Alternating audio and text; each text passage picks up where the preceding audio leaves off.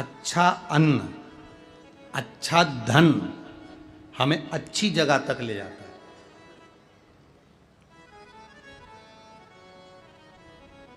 कभी कभी किसी के पांव की चप्पल पड़ी हुई थी, तुम्हारी चली गई मंदिर में से, तुम दूसरे की पहन गए।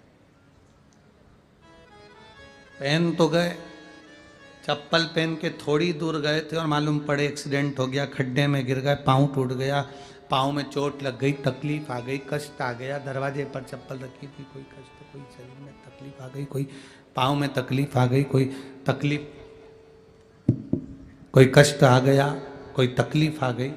अब आप विचार कर रहे हो मैंने तो कभी किसी का बुरा करा ही नहीं, मैंने तो कभी किसी का बुरा करा ही नहीं, फिर तकलीफ क्यों आई?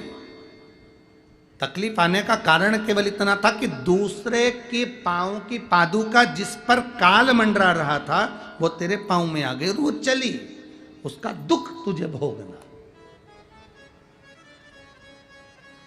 उसका कष्ट तुझे भोगना,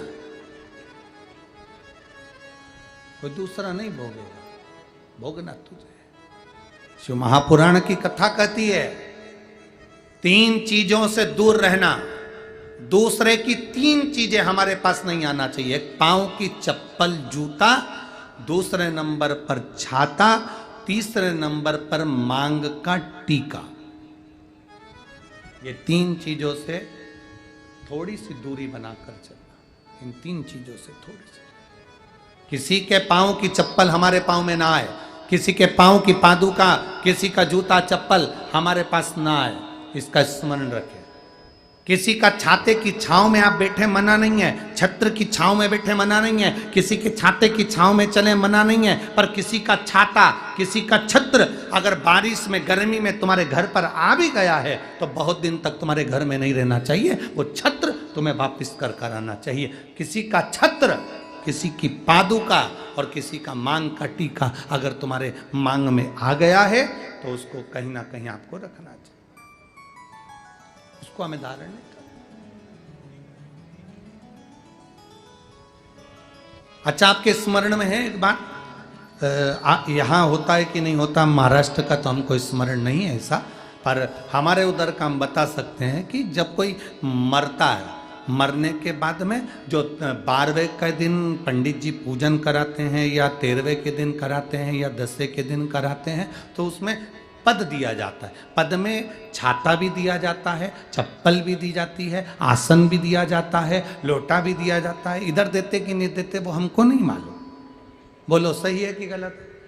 उसमें चप्पल और छाता ये बहुत जरूरी होता है। क्यों? क्योंकि इसमें काल होता है व्यक्ति का, वो काल चला जाए।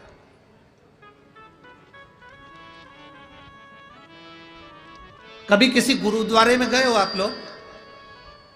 अरे जम के तो बोलो। कभी किसी गुरुद्वारे में दर्शन करने के लिए गए हो?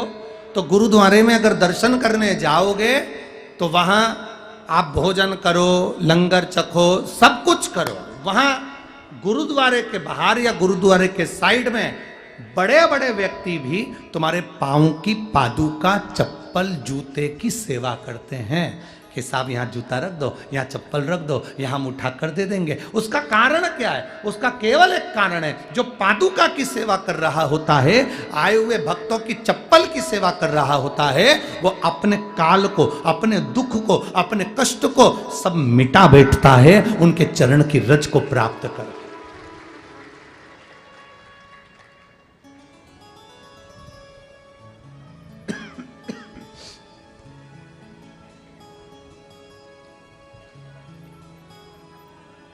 एक छाता, चप्पल, मांग का टीका, ये इसमें काल की समावेशता है, इसमें काल है।